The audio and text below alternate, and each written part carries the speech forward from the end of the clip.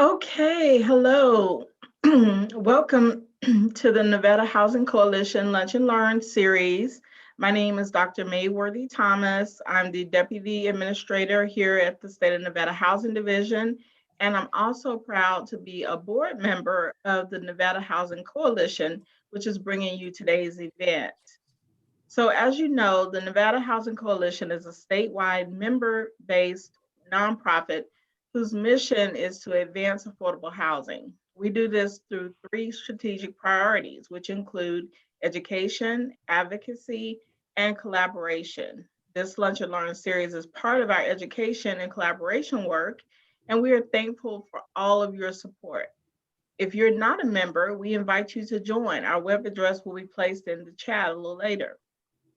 As a representative of the Nevada Housing Division, I'm excited about today's Lunch and Learn. Most of you may have had interactions with the Housing Division as we provide many of the grants used in building affordable housing.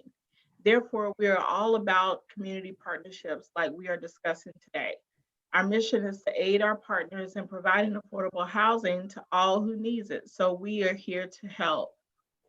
So we're glad you've joined us today. The Nevada Housing Coalition Lunch and Learns are held virtually for now on the fourth Wednesday of every month from 12 to 12:45. Our topics will be timely and relevant. We have a small and fun planning team that is listening for future topics. So if you have an idea, please submit it in the chat or you can email our Executive Director, Christine, who has her information in the chat as well. So I would like to introduce the coalition's executive director, our fabulous Christine Hess, who will be moderating for today's Lunch and Learn. Christine? Hi, good afternoon, everybody, and thank you so much, May. Today's topic is particularly exciting for me. Oh, let me click us over to our screen here, and we can see who we're going to be speaking with. We have some guests today to talk about public-private partnerships. And as everybody here in today's meeting knows, as well as I do, affordable housing is hard work. And it takes all hands on decks, and we can't just do it as a public sector, we can't just do it as a private sector, and we've got to work together. I wanted to highlight today, and I've asked some of our team members to come forward and talk about Operation Home, a program in Clark County that I think is really exciting. The Nevada Housing Coalition is a partner in this effort, like the Nevada Housing Division. And I actually help co-lead the landlord engagement team. So I'm very familiar with this program, and they're doing a lot of really cool things.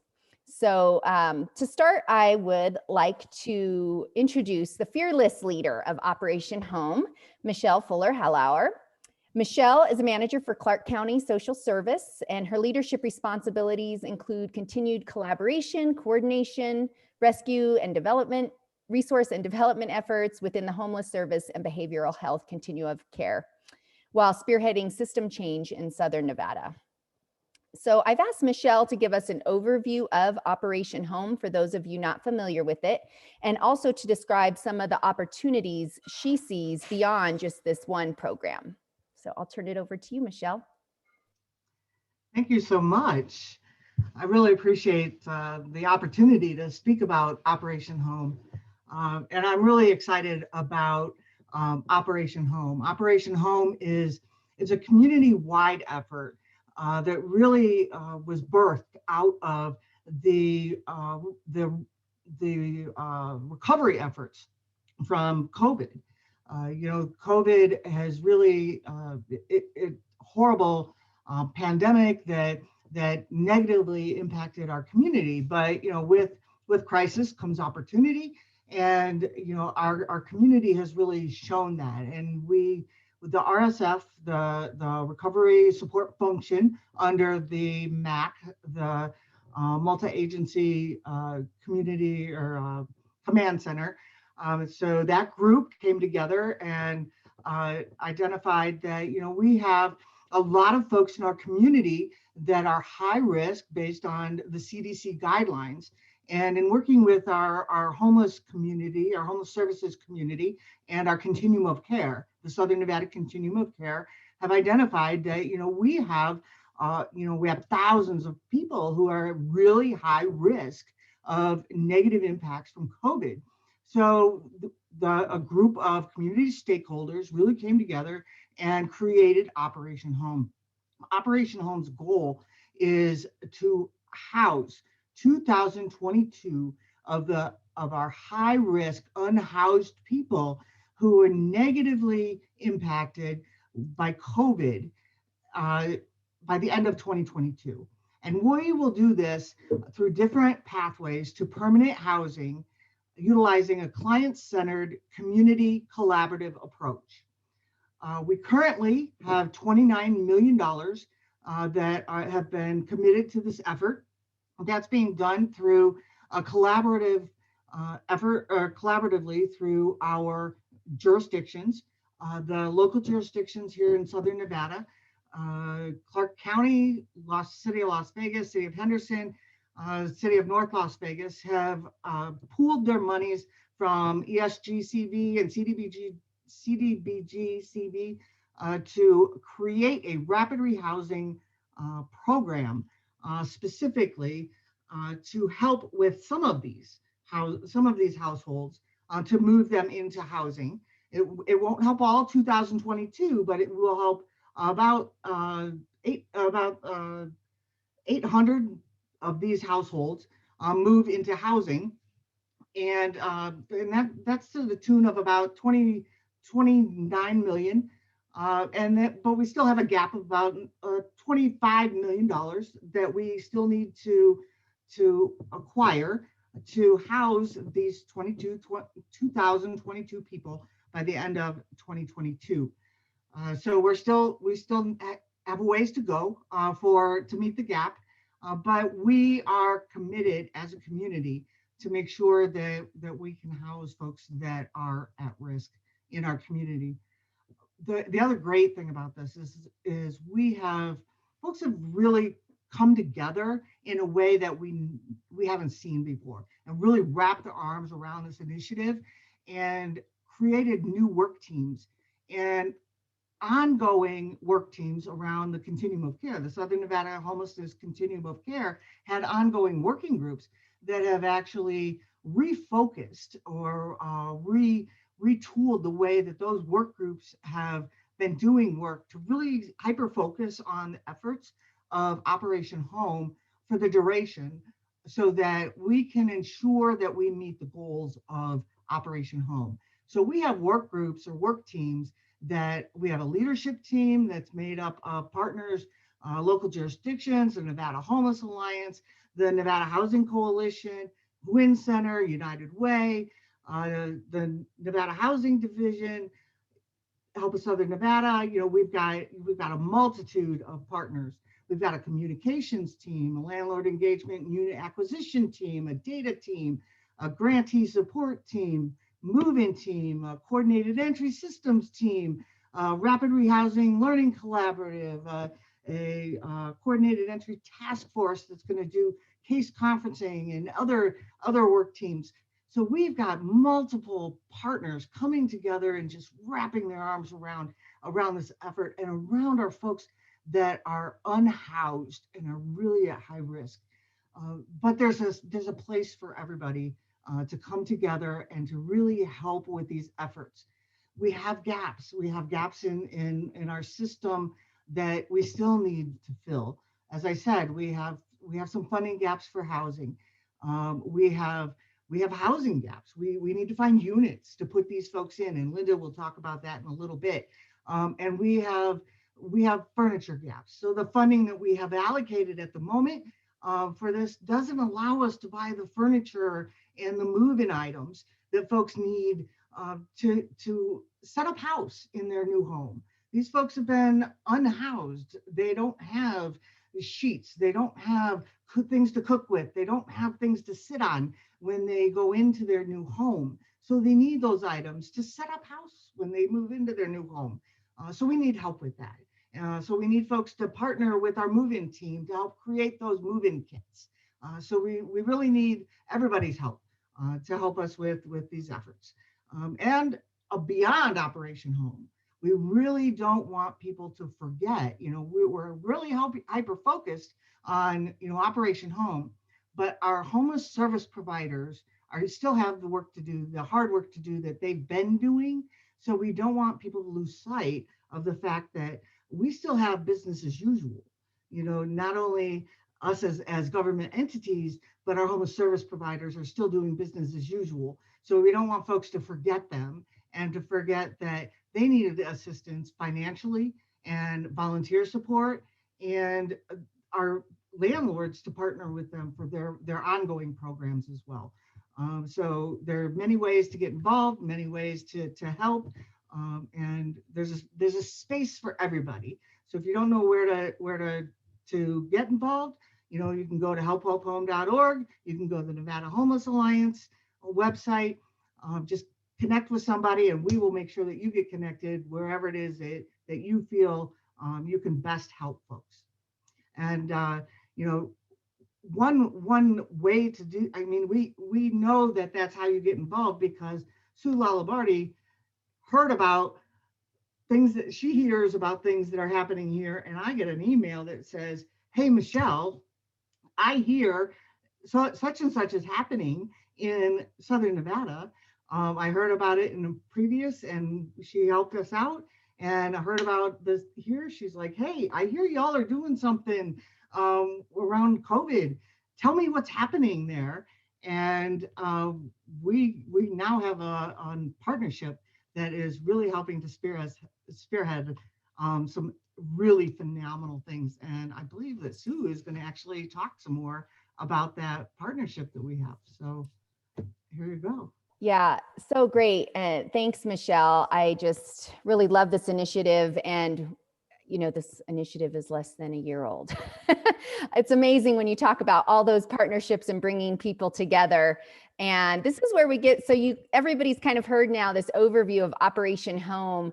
But this is where we get to the really exciting stuff, I think, from my perspective as an outsider, and then also helping with the initiative, the opportunities for Nevada, for us all in this space to learn more about making these important connections and really working together to leverage all of our resources, including our private partners, is huge. So we're going to get into the public-private opportunities now, and we're going to first hear from Sue Lalaberte with Anthem.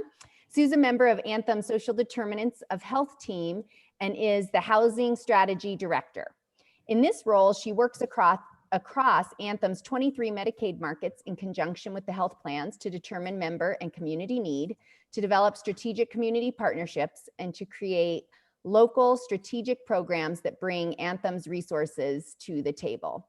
So with that, Sue, I would welcome you and look forward to hearing from you. Thank you. I have asked Sue to speak to why Anthem's partnering with Clark County and how she got connected.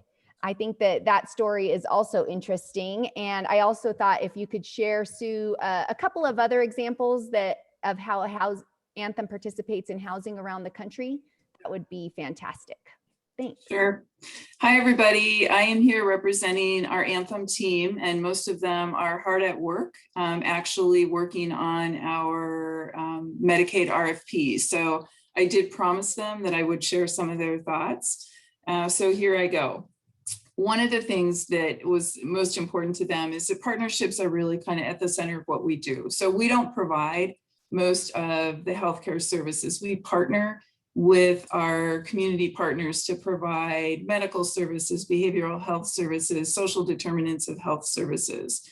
And that when thinking about this and answering this question for this presentation, we really thought about that we realize that we have a common cause, and that it's really to make sure that people can live the healthiest lives possible, and that we're both tasked with promoting healthy communities. So those are two things that we felt like we really had in common with Clark County.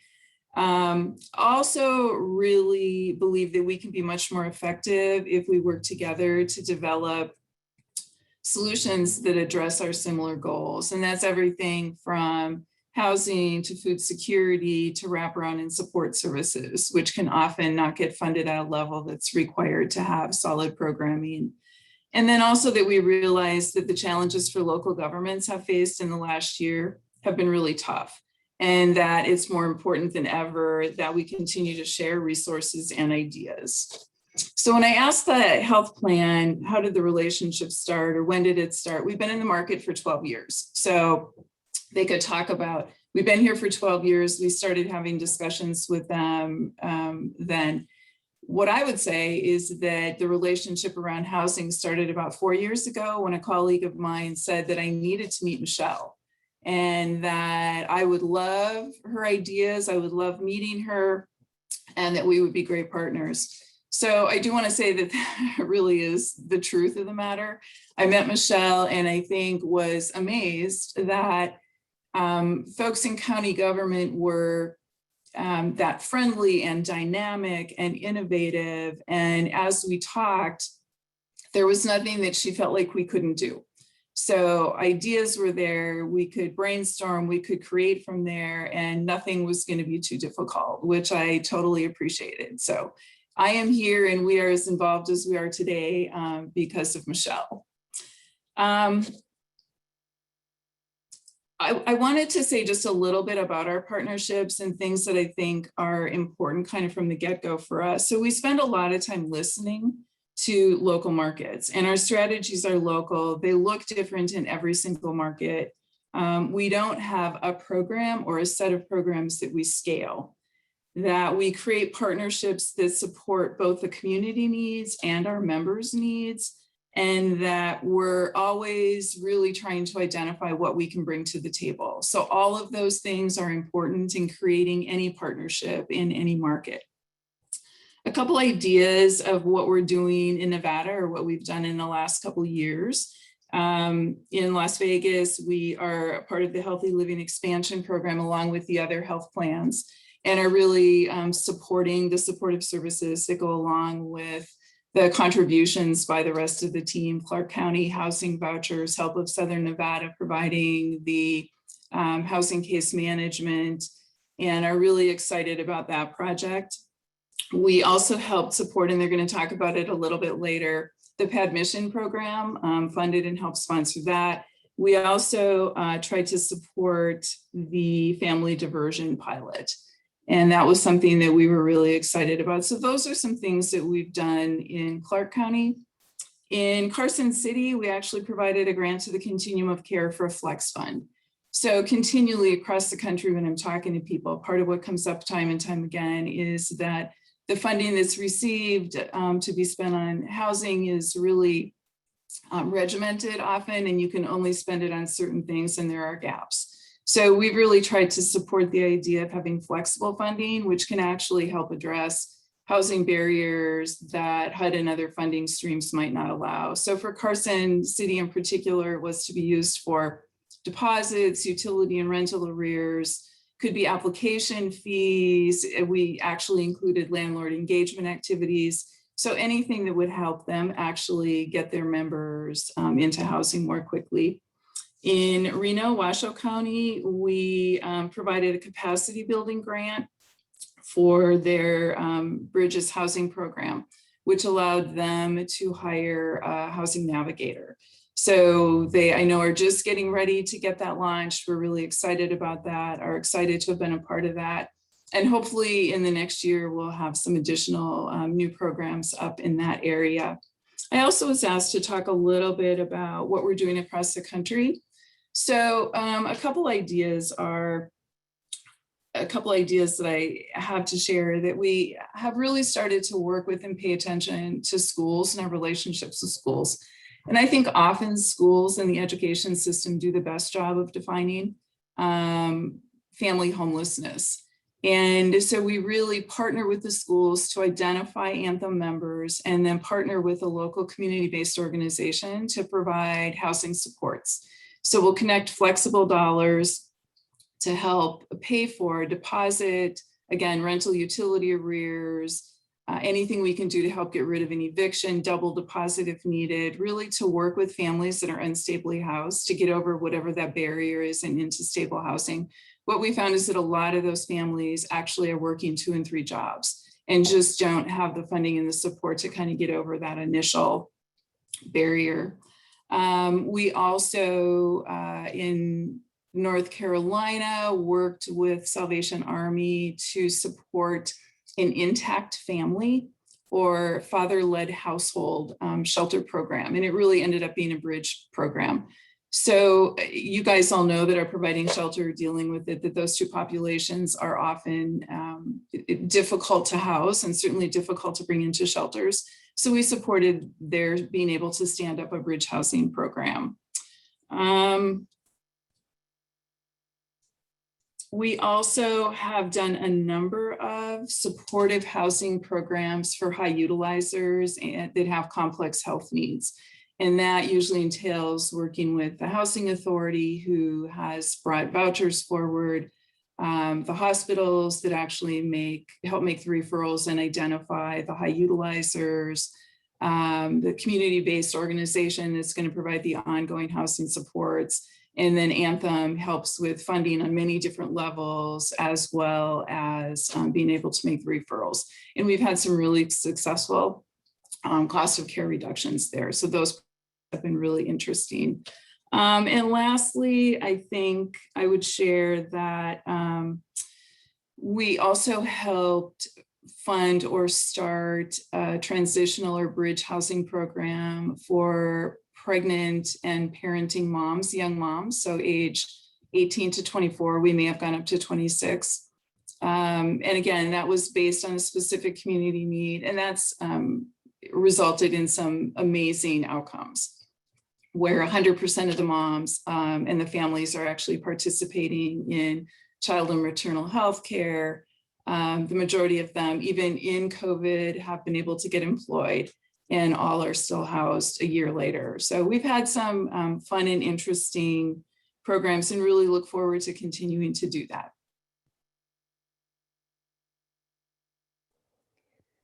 Thanks so much, Sue. That was awesome. You said a few things that really resonated with me as I think about collaborative efforts and partnerships. And that was how much it depends on that personal relationship and connection. And Michelle is that dynamic, as is her whole team, which is one of the reasons why I love working with Clark County. And listening to local markets, that you are very in tune with that. And then one of the things that I hear all the time with my partner, Sue, and so it's really great to hear that Anthem is aware of that, is the flexible dollars that Anthem brings to the table, right? We all can access grants and see them and often have them, but they're not often flexible. So thanks for bringing those flexible dollars to the table. And also thank you for your membership in the coalition and support of the coalition. Really appreciate that. So awesome. Well, it is my pleasure to introduce, now I'm going to bring back the Clark County team. So in this public and private realm, we also have our public sector partners. And we, of course, already got to meet the fearless leader, Michelle. And I think she would agree, though, she gets it done because she has this amazing team, one of which is Linda Godoy. And let me just briefly introduce Linda. Linda serves as the social work supervisory for Clark County, where she leads the landlord engagement and property services team. It's called LEAPS. I just had to say all those letters, and I did have to look it up. I get so used to the acronyms. In this capacity, Linda's been instrumental in the recent development of systemic change to provide a centralized landlord support network to the landlords who partner with Southern Nevada's supportive housing program. So I have asked Michelle and Linda if you could talk about the public-private partnerships and whether it required internal changes to kind of figure out how to work with not just Anthem, but we also have then the Nevada State Apartment Association that we'll hear from as well.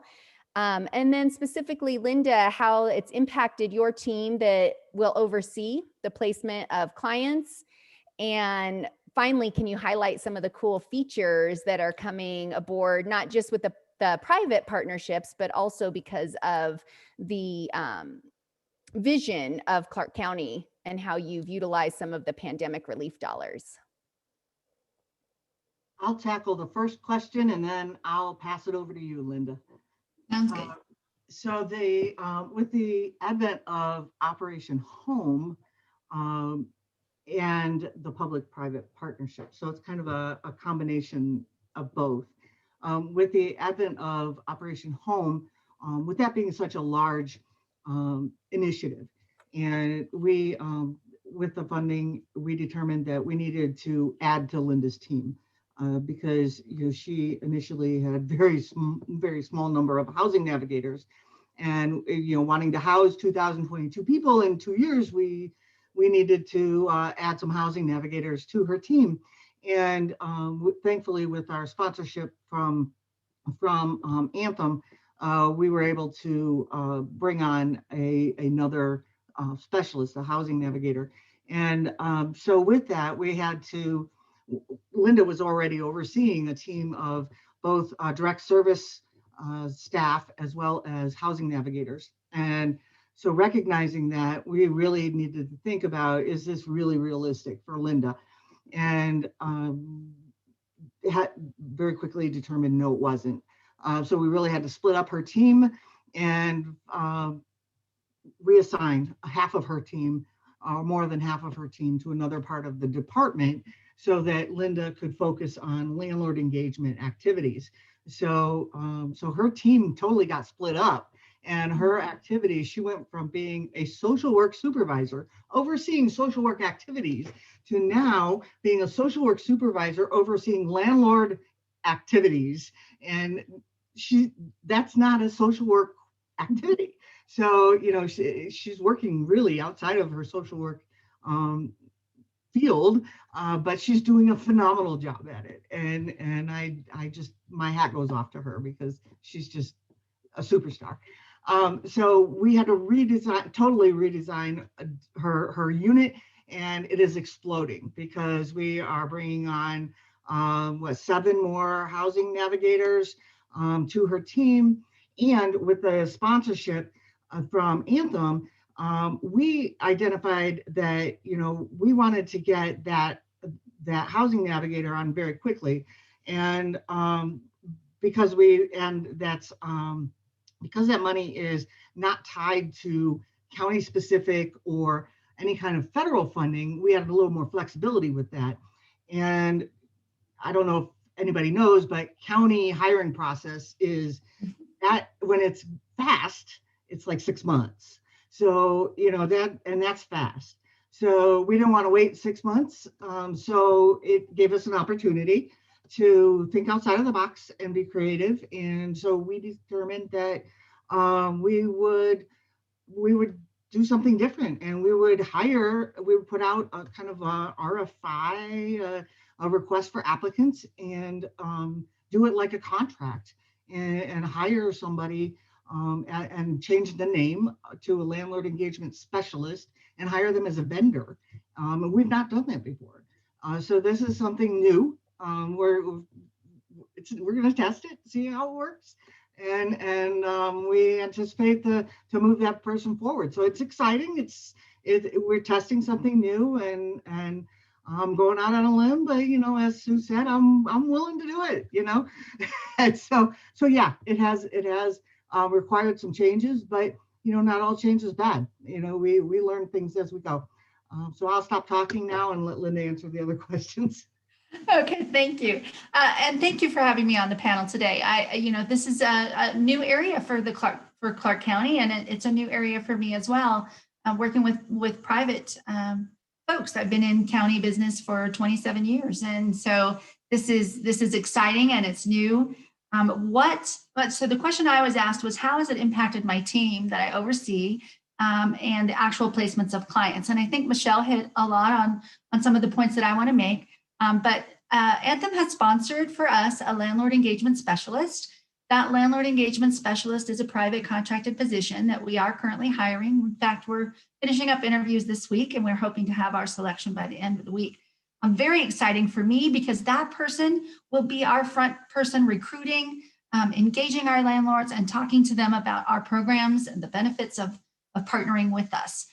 So this is very, very exciting. The landlord engagement specialist will be working with the landlords and teaching them how to do our PAD mission database, which Anthem is also sponsored. Thank you, Anthem.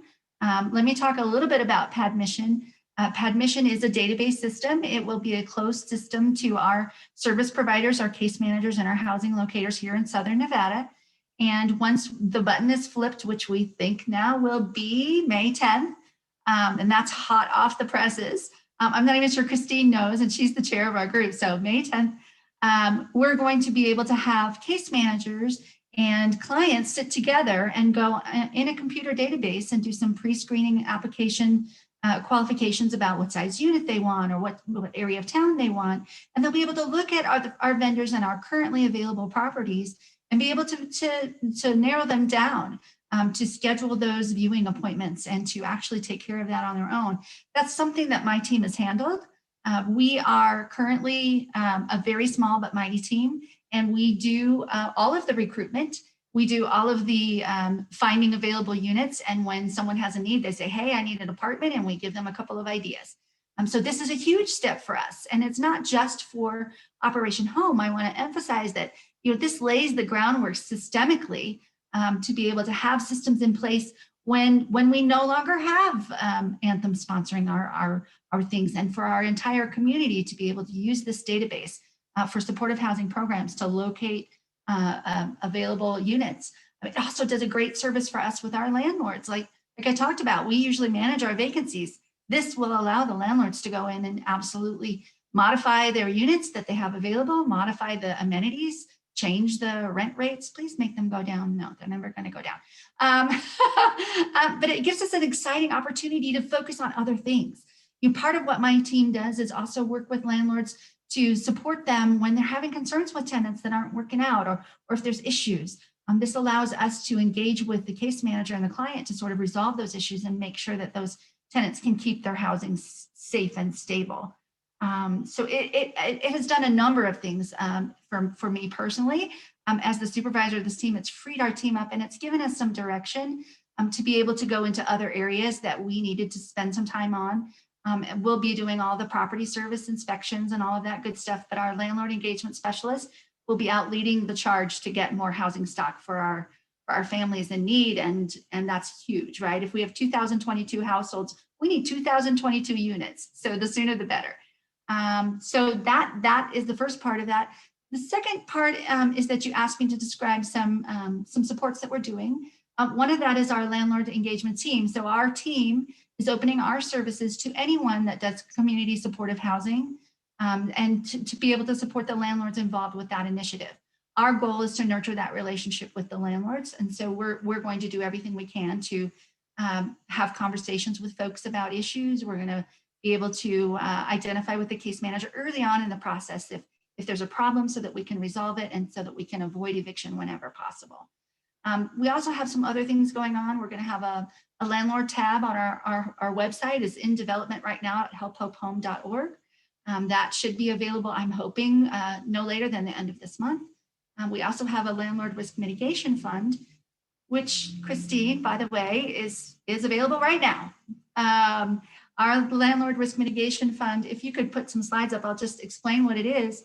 Our risk mitigation fund is a new initiative. It's going to allow us to compensate landlords for damages and to rehab units to get them ready for our program. So the claims will be submitted through a landlord tab on our Help Hope Home website. And in order to be reimbursed for damage claims, the landlord would provide us with photos of the damages, pictures, of course, after the damages have been repaired, receipts for their labor, and verification that the tenant was in a supportive housing program. Once we get that information, we'll be able to process the claim, and proof claims will go to our fiscal unit. The form is very easy. It's going to be easy and quick to do. The verifications are, it can be self-uploaded, but if we need to assist the landlord to do that, if they don't have the equipment or the technical savvy to do that, we're going to help them with that. And there's also a rehabilitation claim where we can actually try to get units that are not being utilized right now for program services because they wouldn't pass an inspection up to a standard that would pass inspection. Go ahead and switch to the next slide. I want to cover what's quickly covered on those. So the damage claims, we're going to be able to reimburse landlords up to $3,000 over and above what they can get from the security deposits that are on hold from HUD, and also if it is a HUD program, that extra month of rent. We're looking at potentially a balance. You know, we could cover maybe $6,000 to $7,000 in damages depending on how much they have on security hold. So we would exhaust the security deposits first. They would need to show us that that's been done, and then they would submit the claim. The claims just have to show photos of the damage and receipts for the labor, and we're going to take into account normal wear and tear, so that we're going to depreciate, especially on flooring. Flooring is something that landlords replace often, so we want to make sure that we're not buying everybody a brand new floor every year. So we're going to look at normal wear and tear. For rehabilitation, it's very similar. The difference is we're going to be able to reimburse up to $3,000, but the landlord themselves would need to invest an initial $500 that would not be reimbursed to bring a unit up to HUS standards. And then in order to get compensated for the expenses, they would need to show us a lease that has been engaged for a supportive housing client.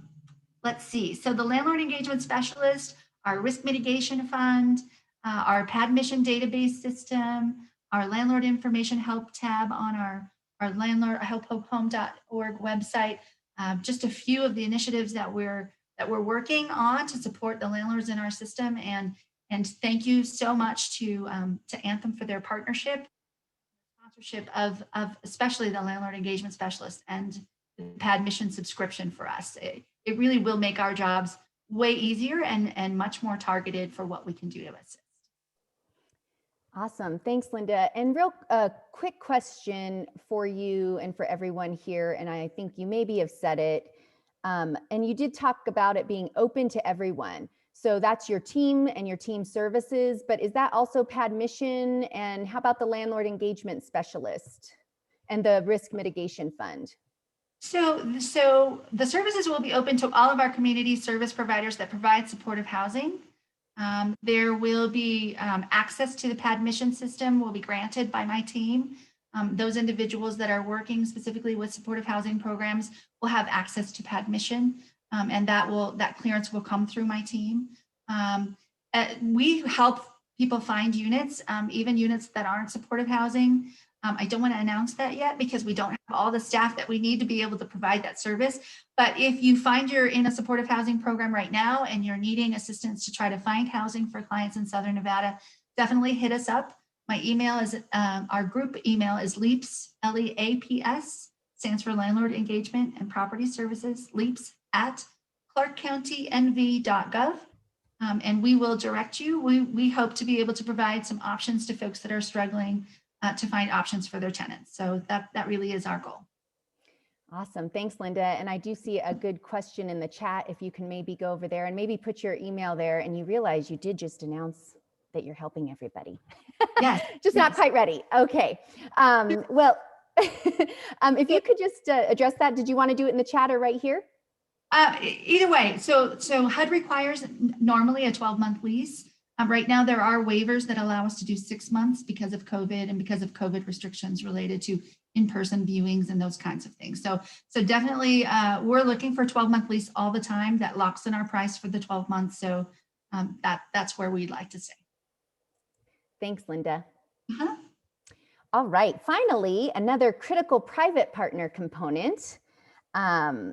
We want to hear from our landlords. So we're thankful to have active engagement in Operation Home with Susie herself, Susie Vasquez. Susie serves as the executive director of the Nevada State Apartment Association. NVSAA continues to grow its membership of property owners and managers and now represents 67% of all apartment units in Nevada. So you can see why we quickly tap Susie to make sure that we're resonating with the landlords and getting them what they need to participate. So Susie, can you just kind of introduce the Apartment Association and your interest in opportunities like this to partner and how your membership has kind of received Operation Home so far? Absolutely. Thank you so much for having me today. I kind of want to go over some of the challenges and then kind of a look forward with this group, so then we kind of understand each other and can really create some really great opportunities in the future.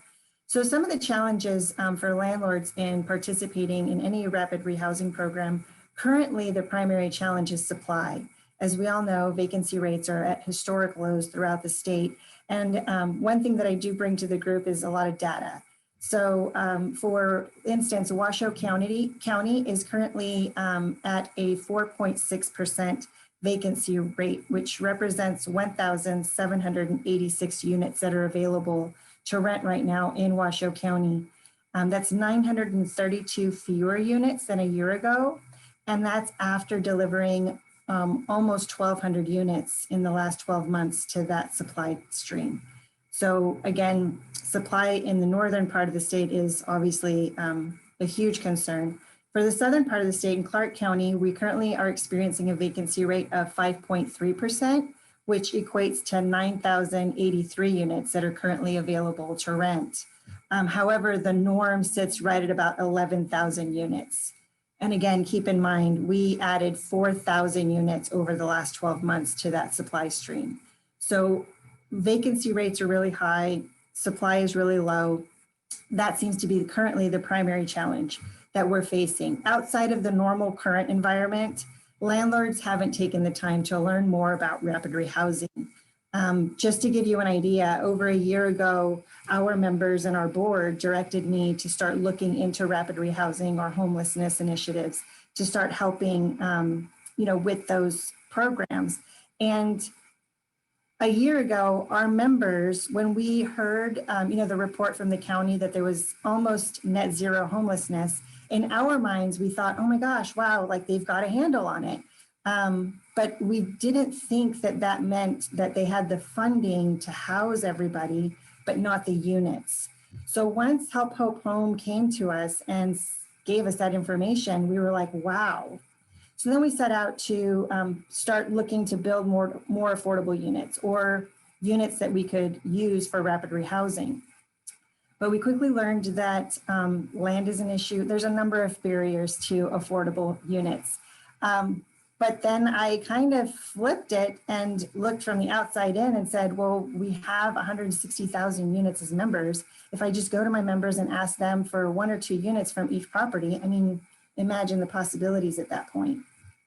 So that's kind of where we were at a year ago. Then COVID struck. So right now, I've really been digging in with many different rapid rehousing programs, primarily with the LEAPS program, because phenomenal ideas, a vision. I mean, it really is a great program. And so I'm learning a lot and I'm reporting that information back to our board members and our members. And we're starting to get members that are interested in providing these desperately needed units. So that is really, really great news. Again, the fear of the unknown is the largest challenge for my members and landlords. Again, we're learning and educating. Many barriers exist as we learn more and more and more, but we're very hopeful that we'll be able to overcome them and be part of the solution. So we're super excited for the future. A question that I get asked often is, how has the membership received the progress and opportunities with Operation Home? And like I said, I've been reporting back to them. Again, we are getting some people that are interested, which is really exciting. But I also want to take a minute to recognize the efforts of Katie Peterson with the Cloudburst Group, Linda Godoy with Clark County LEAPS, and Christine Hess, of course, with Nevada Housing Coalition. It really, truly is their vision, as well as Michelle, I'm sorry, Clark County. It really is their vision and insight that helps me ask for my members to commit to helping and providing those units. So education has been really important during this whole process, and it seems to be working and we're heading in the right direction. Another question that I had on my list was, what are other partnership opportunities that you view for housing some of the more vulnerable Nevadans? And as we learn more about rapid rehousing, we improve our understanding of what is needed to succeed. For those of you who may not know, property managers are masters at problem solving. And while we can't fix everything, we can do our part to overcome many of the challenges people face in life. I also want to note that we have been leaning on our affiliates. So we're part of National Apartment Association, one of 153 affiliates across the country. And obviously everyone across the country is dealing with rapid rehousing issues or homelessness issues. And we really are looking to them to see who is having the most success, what type of programs are out there that are working. And we're learning about existing resources and how to maximize their potential. Solutions are being created across the country in other cities, and barriers are being reduced. So I'm grabbing that information by the armloads and trying to bring those ideas here to see if they'll stick and see if they'll work within our organizations. I also stay in touch with our National Apartment Association Government Affairs, which they've been working alongside a few other trade associations and with HUD to put forth some sensible and meaningful housing choice voucher reform. Hopefully we'll hear about that really soon out of DC. We're super excited about the work that those trade organizations have been doing with HUD. So we're hoping that that also improves and expands the use of the housing choice voucher program. But most importantly, I think what I want everyone to take away from our participation, and I think that we've been able to establish that, is that landlords are not the enemy. Our members work hard to represent the good actors of our industry. We want to be a larger part of the conversation on redevelopment initiatives, affordable housing issues, land development, infrastructure, and climate initiatives in hopes to provide insight, resources, and solutions. So we're here at the table. We want to help. We'll be providing units. Again, we're doing what we can and taking from other affiliates the resources that they've developed to be able to knock down a lot of those barriers and be able to get that 2022 by 2022 housing homes. Awesome, thanks. And thanks everyone for staying with us. I know we try to jam pack it in 45 minutes. That doesn't mean we want you to rush your lunch. I did see a question real quick, and Linda and Michelle, this may be a question for you about how long the rental assistance lasts and what happens to the tenant when the rental assistance money runs out. I'll field that. It actually depends on the program and the funding source. So, and the client need, right? So the programs are, especially rapid rehousing programs, are client specific. So it depends on what the client's needs are. We don't want to overhelp somebody, but we want to give folks enough help to get them stable. But we want folks to take over their rent as quickly as possible. But we do have some limits based on funding source. So depending, it could be some funding sources are 6 months, 9 months, a year. Some are 2 years. Some are longer based on continued need. So it really just depends. Awesome. Thanks, Michelle. And one question, and Linda, you may be able to just grab this in the chat, but will Community Counseling Center be able to utilize PadMission? And I don't know if that's a good question for you, Michelle or Linda. I see Linda, you unmuted. What I can actually do is to reach out to community counseling and determine whether that's going to be an appropriate fit or not, or whether we need to access those services in some other way.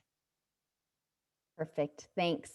With that, I think we'll go ahead and wrap up. But if you have some other questions, maybe our panelists can put them in the chat. And I just want to thank this team. And Susie did also note we get all of our support from Katie Peterson with Cloudburst, who is a HUD TA. She's amazing. And I'm going to turn it back over to my board member, May. May, I do see our state HUD director here on, if we wanted to see if Tammy wanted to give her announcement.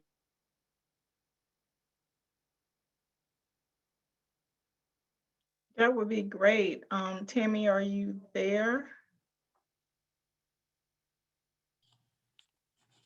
Yes, I'm here. Thank you very much. I just wanted to quickly add, I really appreciate the opportunity to hear all of this wonderful information today about addressing the issue of homelessness. It's a tough thing in this state. And I just wanted to mention that we are planning, the HUD office, in conjunction with the U.S. Office of the Interagency Council on Homelessness and our regional partners, So our conference is basically going to be 2 half-day sessions in August on the 4th and the 11th. And we're looking at the subpopulations based on our hit count data, our homeless data from 2021 that we received in December. And we're looking at trying to figure out what are the issues, what are, if we have any kind of best practices on how to address the ongoing problem of homeless veterans, youth, people who are fleeing domestic violence situations and severe mental illness. That was one of the subpopulations that came to the top of our list. And we are also working with Michelle and the other 2 COCs within the state, as well as the State Housing Division. One of the areas that we're looking at is homeless issues going on in tribal communities and in rural housing, in rural communities within the state in particular. That is where we have had the least amount of focus. And so what we want to do is look not just at best practices on dealing with subpopulations, but also sort of operational issues, how our state interagency council is interacting with other agencies across the state, with local governments, and also with our COCs, and to get some best practices around that, since our council has probably only been in operation since the last legislative session. So we've got some opportunities and some challenges to hear what's going on in those areas across the country. We'll have some speakers lined up. We're still in the planning process. So our next major planning event is going to be in mid-May with some of our key stakeholders. And we certainly do want to have the Nevada Housing Coalition to be part of our panel discussion on affordable housing. By then, we should have some better guidelines in terms of the $37 million in home funds that can be used for either new construction or substantial rehab. And what are the eligible uses of those dollars from HUD, from HUD's perspective.